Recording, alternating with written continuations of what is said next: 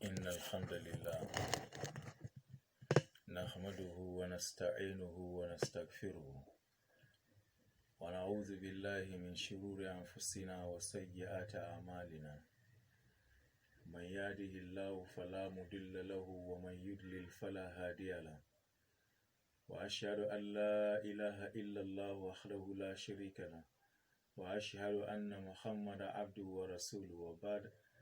Assalamu alaikum wa rahmatullahi wa barakatuh. My distinguished brothers and sisters in Islam and from other faiths who are listening to me now or watching me, may Allah subhanahu wa ta'ala guide us aright.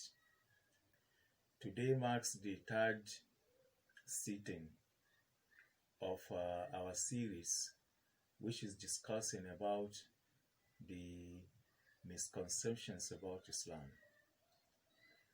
People do say, especially from among non-Muslims and even some Muslims, that the Prophet Muhammad, peace and blessings of Allah be upon him, spread Islam by force.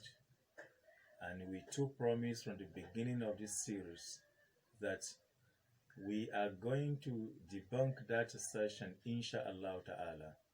And that was why we decided to be bringing out the virtues of the Prophet Muhammad sallallahu alaihi wasallam, or the virtues which were fought by the Prophet sallallahu alaihi wasallam, and then we shall be mentioning the cause and the genesis of those virtues, so that we know and realize who really caused the battles and what was the purpose of the Prophet ﷺ of fighting those battles to spread Islam, or did he force anybody to spread, that means to accept Islam?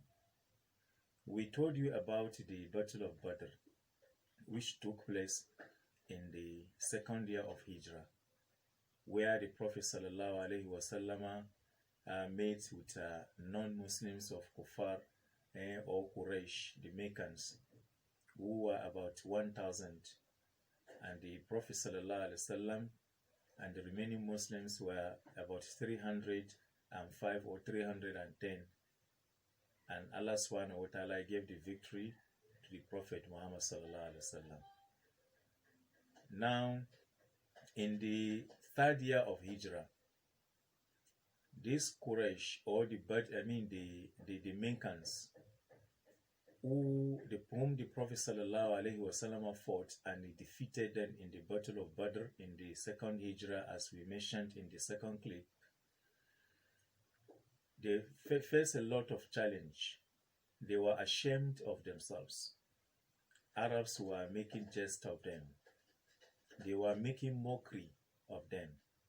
That the Muhammad whom they threw away from their destination, or from his original birth, met with them in the battlefield and he defeated them.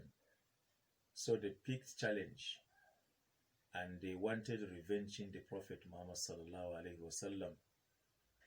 That was the reason of their coming back close to Medina, around Mountain Uhud, and they fought the Battle of Uhud.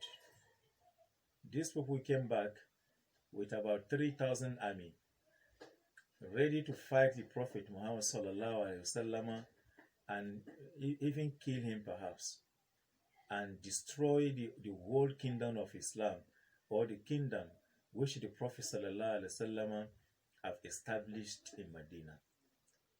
They came back. Uhud is not that far from Medina.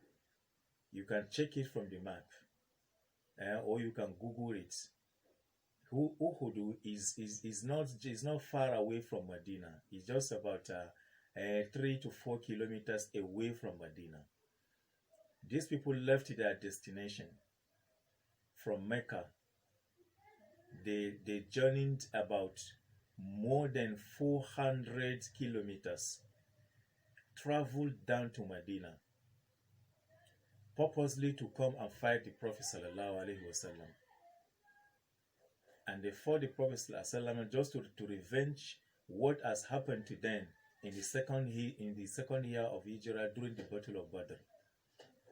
Now the Battle of Uhud, and the Prophet sallallahu alaihi wasallam, all the companions of the Prophet sallallahu alaihi wasallam, some of them were killed.